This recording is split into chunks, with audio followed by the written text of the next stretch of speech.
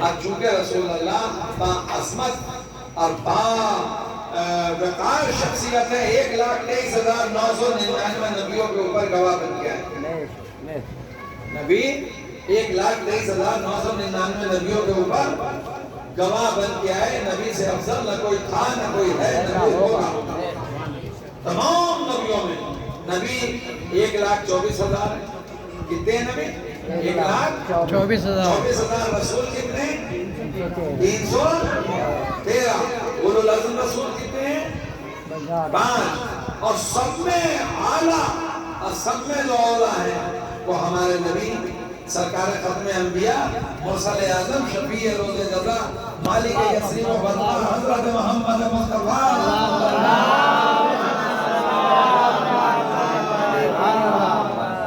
تمام نبیوں سے اعلیٰ و اولا و افضل۔ لوگ ان کو یہ کہتے ہیں کہ وہ تعلیم یافتہ نہ تھے، وہ ایک الگ موضوع ہے، پھر کسی موقع سے انشاءاللہ اللہ نے انہیں کرامتیں دے کے بھیجا اور انہیں اللہ نے عظمتیں دے کے بھیجا اور اللہ نے انہیں معجزے دے کے بھیجا، اللہ نے انہیں برہان دے کے بھیجا۔ ہر نبی کو اللہ نے معجزہ عطا کیا تاکہ عوام اور خواص میں فرق واقع ہو، امتیاز معلوم ہو کہ اللہ کی طرف سے اللہ کا نمائندہ جو آیا ہے اس کو کچھ نہ کچھ معجزہ عطا کیا۔ یہ اور بات ہے کہ بعض نبیوں کو چھوٹے معجزے دیے، بعض نبیوں کو درمیانی معجزے دیے، بعض نبیوں کو بڑے معجزے دیے۔ جیسی شخصیت تھی ویسے ان کو معجزے کرامت عطا کی۔ چھوٹا معجزہ کیا کہلاتا ہے؟ چھوٹا معجزہ ایسے ہوتا ہے جیسے جناب نوح کا معجزہ وہ چند دن کے لیے تھا، اور عجیب و غریب ہے کہ جب انتہا ہو گئی ہے، 900 سال گزر گئے اور ان کی بات نہ مانی ہے، لوگ تمام انہیں پریشان کرنے لگے، اتنا پریشان نوح کہتے ہیں رونے والے کو، ان کا نام عبدالغفار ہے، اور اتنا ستایا، اتنی تکلیفیں پہنچائی امت نے کہ وہ نوحہ کرنے والے، گریہ کرنے والے، رونے والے کے نام سے مشہور ہوئے جناب۔ اور ان کی مخالفت کہیں دور نہیں کہ مخالفت کسی کی شروع ہوتی ہے تو پہلے خاندان کا آدمی مخالفت کرتا ہے، گھر سے مخالفت شروع ہوتی ہے، کہیں باہر سے نہیں ہوتی مخالفت، ہمیشہ یاد رکھیے گا۔ جب گھر کا آدمی جا کے باہر بات بتائے گا تو پھر کمزوری پیدا ہوگی۔ آپ آپس میں چاہے نہ اتفاقی ہو لیکن گھر سے باہر اگر آپ بات پہنچائیں گے تو آپ یہ سمجھ رہے ہیں کہ اس میں آپ کو کچھ انعام ملے گا، اس کی کمزوری ہو جائے گی، دونوں کمزور ہو جائیں گے۔ اب دونوں کمزور ہو جائیں گے تو تیسرا آدمی موقع سے فائدہ اٹھا لے گا۔ لہٰذا آپ سوچتے سمجھتے رہیے، جناب نوح کی جو کمزوری تھی وہ گھر کے اندر تھی کہ لڑکا بھی ان کے خلاف تھا، بیوی بھی ان کے خلاف تھا۔ جب انہوں نے کشتی بنانی شروع کی اور تیاری شروع کی تو گھر کے اندر بیوی نے یہ کہنا شروع کیا، ان کا ذہن صحیح نہیں رہا، ان کا ذہن صحیح نہیں رہا، اس لیے کہ یہ گرمی، یہ خشکی اور یہ کشتی بنا رہے ہیں، یا پانی کا کیا کام؟ تو اللہ نے ان کو ایسا معجزہ عطا کیا کہ پانی جب نکلنا شروع ہوا سب سے پہلے تو پانی گھر کے اندر نکلا۔ گھر کے اندر بھی کہاں نکلا؟ جہاں ضد ہوتی ہے، اگر پانی ایک دوسرے کی ضد ہے، ایک جگہ نہیں رہ سکتے، اگر پانی اچھائی یا برائی ایک جگہ نہیں رہ سکتی، نیکی اور بدی ایک گھر میں نہیں ٹک سکتی، تو اگر پانی ایک دوسرے کی ضد ہے، مگر اس گھر کے اندر پانی نکلا تو پانی کہاں سے نکلا؟ تنور کے اندر سے۔ تنور روشن تھا، وہ روٹی بنا رہی تھی بیوی ان کی، وہاں سے پانی نکلنا شروع ہوا۔ اس کو دکھایا قدرت نے کہ اللہ جب معجزہ عطا کرتا ہے، کرامت عطا کرتا ہے تو وہ عبرت کے طور پہ لوگوں کو دکھاتا ہے کہ دیکھو۔ اور اس نے گھر کے اندر سے پانی نکلنا شروع ہوا، اب جو پانی نکلا اور اب آسمان سے برسنا شروع ہوا تو اتنا پانی برسا کہ اب آپ نے دعوت دی کہ آؤ کشتی میں آ جاؤ، اور جو لوگ تھے آنے والے وہ کشتی کے اندر آئے اور ان کے کہنے کو جنہوں نے مان لیا انہوں نے نجات پائی۔ نبی نے فرمایا مثل اہل بیتی کا مثل سفینۃ نوح من رکب سفینتہم نجا واہتدی ومن تخلف ضل ومن تخلف عنہا ضل فغرق وہوی۔ میرے اہل بیت کی مثال کشتی نوح کی ہے، جو اس میں سوار گمراہ ہو کے ڈوب گیا۔ تو اہل بیت کی مثال کشتی میں نو کسی ہے، جن سے متمسک ہو جاؤ تو اتنی جنی جان پا جاؤ گے، مخالفت کرو گے تو گمراہ ہو جاؤ گے۔ قیامت میں دیکھنا جو لوگ پہلے وسیلہ بناتے ہیں بغیر مرضی خدا، وسیلہ پہلے غلط ہوتا ہے، وہ بات تو غلط ہوتے ہیں۔ جب بیٹے سے آپ نے یہ کہا کہ کشتی میں آ جا، پانی بڑھنے لگا تو اس نے کہا کہ مجھے پہاڑ بچا لے گا، تو آپ نے کہا پہاڑ بچا نہ پائے گا، وہ بھاگ کے پہاڑ پہ چڑھ گیا۔ جب پہاڑ پہ پانی پہنچا تو آپ نے پھر کہا کہ اب بھی تیرے لیے موقع ہے، آپ میری کشتی میں سوار ہو جا، کہ مجھے پہاڑ بچا لے گا۔ جب سینے تک پانی آ گیا کہ ابھی گنجائش ہے، مجھے پہاڑ بچا لے گا، وہ غرق آب ہو گیا۔ غرق آب ہو گیا تو انصاف سے بتاؤ، پہلے نوح کا بیٹا ڈوبا تھا یا پہلے پہاڑ ڈوبا تھا؟ یعنی خود بناؤ گے تو تمہارا بنایا ہوا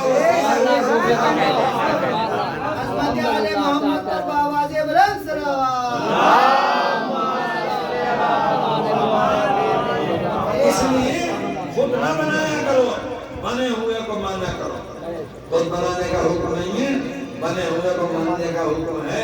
نبی کی عظمت جانو اور نبی کا وقار جانو۔ اگر دنیا میں اللہ کو نبی کو بھیجنا مقصود نہ ہوتا تو کائنات کا کوئی ذرہ پیدا نہ کیا جاتا۔ لولا کلمہ خلقت الافلاک، اے نبی اگر تمہیں بھیجنا نہ ہوتا تو دنیا کا کوئی ذرہ پیدا نہ کیا جاتا۔ جو کچھ بھی پیدا ہے، زمین ہو کے آسمان، زمین ہے تو نبی کے طفیل میں پیدا ہوئی ہے، آسمان ہے تو نبی کے طفیل میں بنایا گیا ہے، یہ شمس و قمر ہیں تو نبی کے طفیل میں ہے، یہ ستارے ہیں تو نبی کے طفیل میں، یہ بہتے ہوئے دریا، یہ تمغوچ کرتے ہوئے سمندر، یہ پہاڑ، یہ درخت، یہ تمام چیزیں نبی کے طفیل میں پیدا کی گئی ہیں۔ اگر ان کو پیدا نہ کیا گیا ہوتا تو کائنات کی کوئی شے پیدا نہ کی جاتی۔ نبی سب کچھ تمہارے لیے پیدا کیا گیا ہے، یہ رات اور دن کا اتصال تمہاری وجہ سے ہے، تو دنیا ممنون کرم احسان جناب ختمی مرتبت ہے۔ اگر نبی کو پیدا نہ کیا جاتا تو دنیا میں کوئی پیدا۔ تو اللہ نے موسیٰ عطا کیا جناب نوح کو چند دن کے لیے، 6 مہینے وہ کشتی پانی میں رہی۔ پانی تو چند دن کے بعد ٹھہر گیا۔ اور جو پانی یہ دنیا کے اندر کتنا پانی ہے آپ بتا سکتے ہیں؟ کوئی صاحب بتائے گا؟ 3 حصے پانی ہے، 3 حصے، 75% پانی ہے اور 25% خشکی ہے۔ یہ پانی دنیا کے اندر وہ ہے جو آسمان سے برسا ہے۔ طوفان نوح کے وقت جو زمین میں پانی اگلا تھا اسے زمین نے جذب کر لیا تھا، پی لیا تھا، وہ آسمان والا پانی دنیا پر رہ گیا۔ 3 حصے پانی ہے دنیا کے اندر، پانی تھا۔ اب 6 مہینے کشتی پانی پر سیر کرتی ہوئی، 6 مہینے کے بعد زمین پہ آ گئی۔ اب آ گئی تو اب موسیٰ کا اختتام ہو گیا۔ جناب نوح دنیا کی آبادی میں مشغول ہو گئے دوبارہ، اور جناب نوح ثانی آدم کہلاتے ہیں، دوسرے آدم۔ انہوں نے دنیا کو پھر سے آباد کیا، اب دنیا کی آبادی میں مشغول ہو گئے۔ کشتی موجود ہے، نوح بھی موجود ہے۔ اب نہ کشتی چلتی ہے نہ نوح سے چلنے کا حکم دیتے ہیں۔ بھائی اتنی دیر کے لیے موسیٰ عطا ہوا تھا تاکہ دنیا امتیاز دیکھے کہ اللہ کے بھیجے ہوئے میں اور بندوں کے بنائے ہوئے میں کیا فرق ہوتا ہے۔ تو وہ موسیٰ ختم ہو گیا، وقتی موسیٰ تھا۔ ایک موسیٰ درمیانی ہوتا ہے، جیسے جناب موسیٰ کو عطا کیا گیا کہ ایک ہی ان کے ہاتھ میں عصا تھا، ایک ہی تھا، وہ جنت سے آیا تھا۔ اس کا طریقہ یہ تھا کہ جب آپ کو سفر کرنا ہوتا تھا تو آپ اس کے اوپر سوار ہو جاتے تھے، وہ گھنٹوں کا سفر لمحوں میں طے کر دیتا تھا۔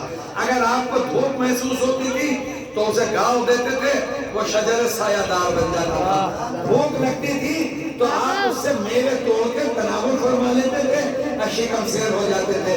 دنبیاں جنگل میں لے جاتے تھے تو اسی سے پتے اتار کے اور اپنی دنبیوں کو چارہ کھلا دیتے تھے۔ اور وہی ایسا دربار فرعون میں جب رینگتی ہوئی رسیاں سانپ کی شکل دکھائی دی، جادوگروں نے رسیوں کو سانپ بنا دیا، تو جناب موسیٰ گھبرائے اور انہوں نے کہا پالنے والے اب کیسے یقین دلاؤں کہ میں بھی قوت و طاقت والا ہوں۔ تو اللہ کی مدد آئی اور اللہ نے کہا کہ کوئی ضرورت نہیں ہے تمہیں یہاں پہ کچھ کہنے کی، جیسے انہوں نے رسیاں ڈالی ہیں اور یہ سانپ بنے ہیں، بس تم بھی عصے کو ڈال دو، اور جیسے ہی عصے کو ڈالو گے تو پھر دیکھنا کرامت کیا ہوتی ہے اور تماشا کیا ہوتا ہے۔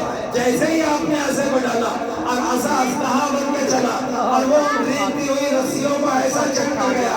قرآن یہ کہتا ہے چٹ کر گیا. اب چٹ کرنے کا ترجمہ آپ کے سامنے کیسے کروں؟ کبھی چاؤمین کھائی ہے اور اس کو جو وہ لٹک جاتی ہے کتنی جلدی آدمیوں سے؟ بس ایسے یوں چٹ کر گیا اور اب دربار میں وہ اسلحے کی شکل بن گیا. اور اب وہی اس کے لیے حکم ہو گیا جب وہ ان سب کو چک کر گیا کہیں سے اٹھا لو. اٹھا لیا تو وہ ہاتھ میں آگے پھر ڈنڈا ہو گیا. اب وہ ہمہ وقت پھر معجزہ صادر نہیں ہوتا, وقت پہ معجزہ صادر ہوتا ہے. تو یہ درمیانی معجزہ ہوتا ہے. ایک معجزہ وہ ہوتا ہے جو بڑا معجزہ ہوتا ہے جسے نہ زمین کی ضرورت ہے نہ زمان کی ضرورت ہے. وہ ان کو عطا کیا جاتا ہے کہ جو ایسے صاحب معجزہ ہوتے ہیں کہ زمین پہ بیٹھ کے عرش پہ معجزہ صادر کر دے, عرش پہ رہ کے فرش پہ معجزہ. ان کے معجزات ایسے ہوتے ہیں کہ لوگ وہاں تک پہنچ بھی نہیں پاتے. بس ایک واقعہ اور میں مجلس کو اتمام تک پہنچانے کی کوشش کروں گا وقت کے اندر تاکہ مجلس ختم ہو جائے. ایک مرتبہ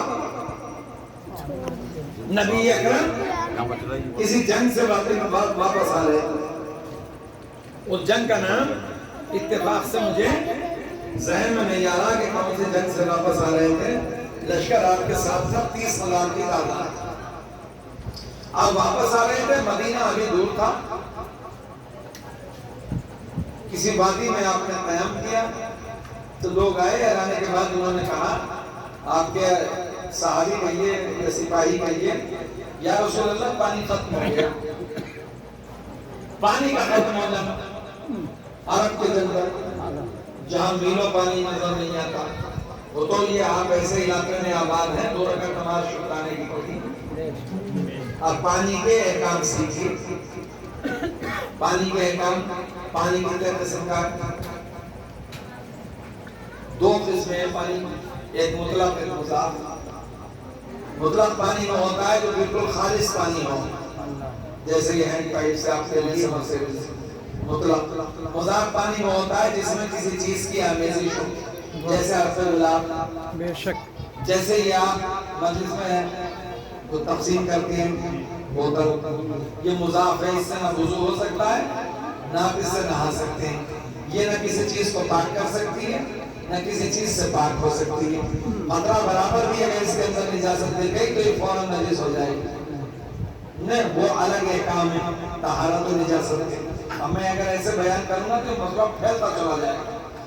تو مطلق پانی وہ ہوتا ہے جو بالکل خالص پانی ہو, جیسے آسمان سے پانی برستا ہے. تو وہ کیسا پانی ہوتا ہے؟ وہ مطلق پانی ہوتا ہے. اور اس کے لیے قرآن کہتا ہے لو انزلنا من الماء مطہرا, ہم نے جو پانی نازل کیا آسمان سے تو وہ مطہر ہے. مطہر ہے, طاہر پاک ہوتا ہے. طاہر کے معنی پاک ہونا, مطہر کے معنی یہ ہوتے ہیں کہ وہ خود بھی پاک ہوتا ہے, دوسرے کو بھی پاک کر دیتا ہے. واہ واہ واہ.